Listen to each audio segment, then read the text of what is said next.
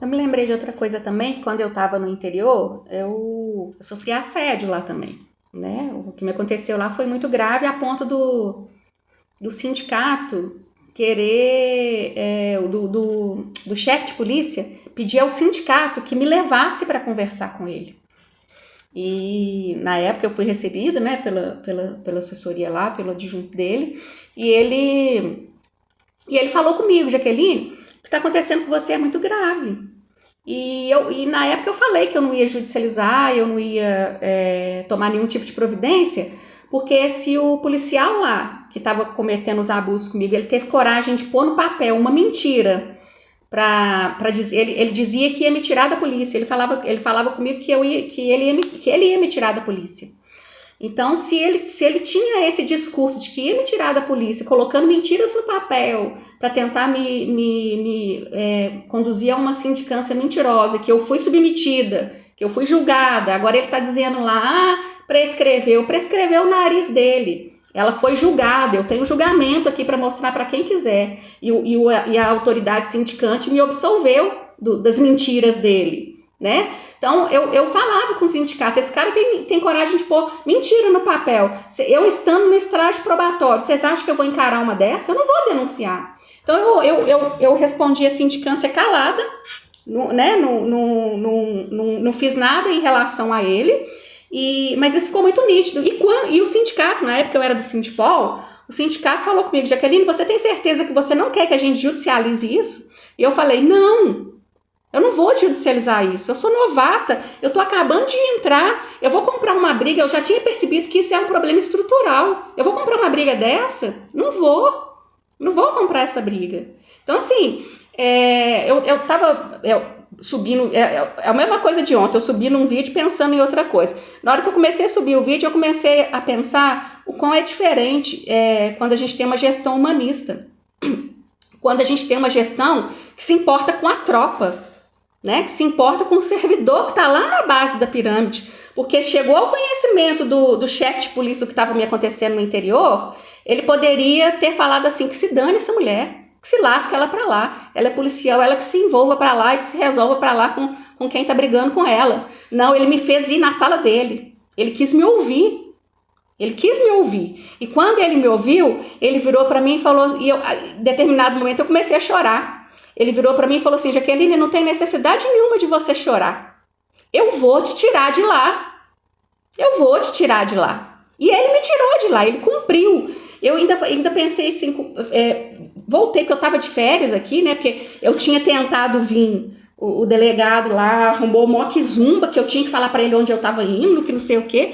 Aí eu peguei, cancelei a reunião, falei assim: não tem condição de ir. Quando eu tava de férias aqui, que eu fui na reunião com o chefe de polícia, né? Porque eu não tinha que dar satisfação pro chefe lá no interior. Porque ele queria que eu sofresse calada. Ele queria que eu sofresse dando satisfação para ele. E o sindicato falando comigo: Jaqueline, fica tranquila, a gente tá te acompanhando. A gente sabe o que a gente tá fazendo, né? Aí quando eu tava de férias, que eu fui lá, tanto é que eu voltei de férias, o chefe assinou a minha transferência e eu trabalhei mais um dia lá. Mais um dia e voltei para Belo Horizonte, né? Aí o chefe de lá ficou puto comigo. Falou comigo, abriu outra sindicância contra mim, falando que eu saí da delegacia sem pedir permissão a ele. Eu saí da delegacia com uma ordem do chefe de polícia. E o cara fala comigo não, né? Ele põe no papel uma sindicância. Eu sofro outra sindicância porque eu saí do poder deles, porque eles falaram que iam me expulsar da polícia. Aí eu sofro outra sindicância, onde ele diz que eu saí da delegacia sem autorização dele. É muito síndrome de Deus, né, não?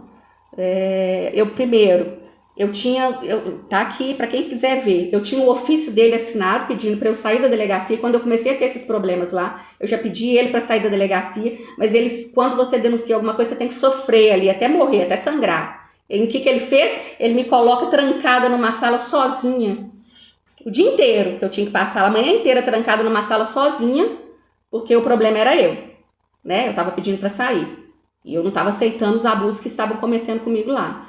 Aí ele me coloca numa sala para trabalhar sozinho. Aliás, para trabalhar não, porque eu não podia trabalhar, porque ele me tirou meus acessos e falou que eu não poderia trabalhar. Eu tinha que ficar sozinha dentro de uma sala, trancado o dia inteiro, a manhã inteira, até que a menina chegasse à tarde, que era maravilhosa, ela que me dava o amparo e assistência que eu precisava ter para aprender alguma coisa ali. Só que eu não tinha nem como aprender, porque ela era um computador só, ela chegava, trabalhava no computador e eu ficava vendo ela trabalhar.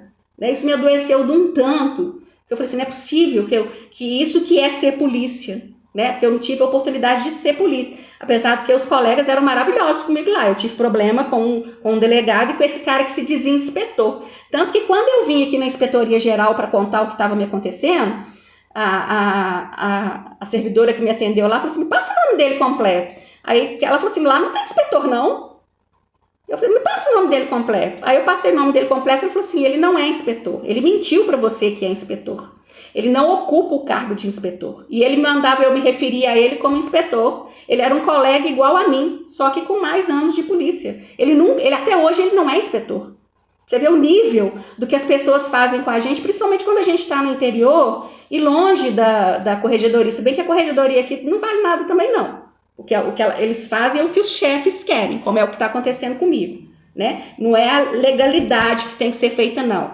É a retaliação do que você está fazendo que você vai sofrer. Né? Mas aí eu queria lembrar isso, que existem vários tipos de chefes. Os chefes que se importam com a gente.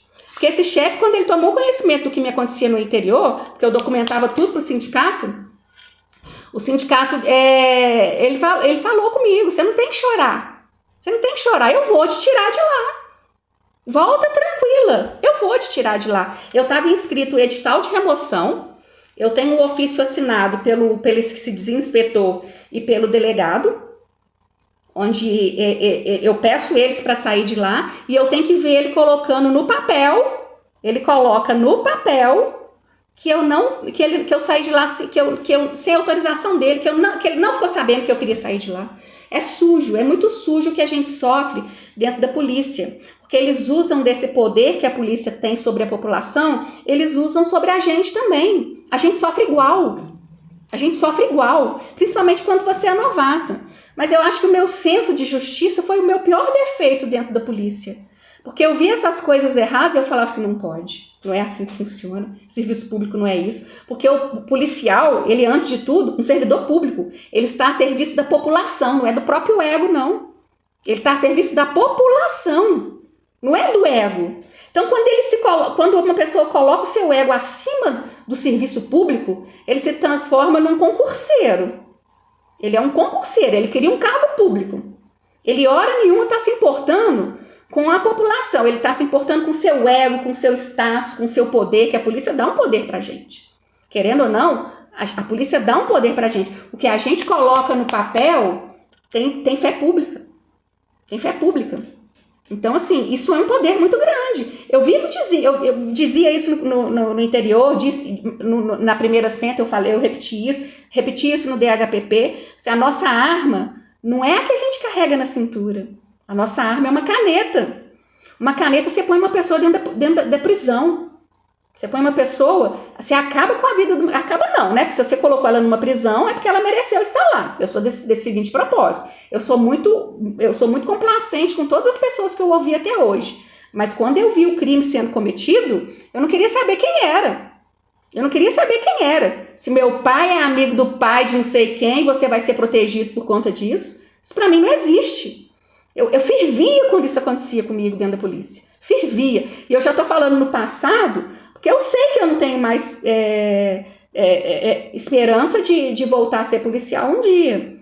Né? De voltar a exercer a minha profissão um dia. A violência que eu estou vivendo dentro de Minas Gerais, ou ela vai me matar aos poucos, ou vai me matar mesmo, me dando um tiro na cabeça. Vão me matar. Eu já cansei de falar isso. Eu vou morrer. Porque a única forma de me calar é me dando um tiro. Eu não vou parar de falar o que estão fazendo aqui dentro. Eu não vou parar de falar que agora estão organizados para cometer crime contra a gente, né? Então, é me matar. Eles vão me matar, porque eu não vou suicidar, né? E da mesma forma que eu registrei no vídeo anterior, eu registro esse. Meu sangue corre nas mãos do Zema.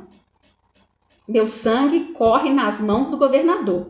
Porque ele está ciente de tudo o que acontece dentro da Polícia Civil de Minas Gerais e continua calado. Ele se recusa a receber a gente, como se fosse um Deus que fica lá no Olimpo e nós somos réis mortais que não pode ter contato com ele. A gente contamina ele se a gente chegar perto dele. Porque eu não fui a única que pedi para conversar com ele, não. A mãe da Rafaela também pediu, a família da Rafaela também pediu. A gente é ser desprezível para ele. Ele é um ser que ele não recebe. E não recebendo a gente, ele perpetua o que a gente... Porque ele tinha que ouvir a gente. Ele não tem que ouvir só os abusadores, não. Ele tem que ouvir a gente. Ele tem que ouvir o que está acontecendo dentro do estado de Minas Gerais. Não é ele que é o governador? Não é ele que está à frente do estado? Então, ele é responsável por tudo que está acontecendo com a gente. Não é, não? Ou eu estou enganada? Não é possível que o adoecimento mental que eu estou já fez eu deturpar a legislação, né? Porque eu acho que é muito propício eles dizerem que eu sou paranoica, porque tudo que eu falo é muito embasado em legislação do que está acontecendo com a gente. Então, eles precisam que eu seja paranoica para invalidar toda a minha fala. E eu volto a repetir isso. Se eu morrer, meu sangue corre nas mãos do Zema. É isso.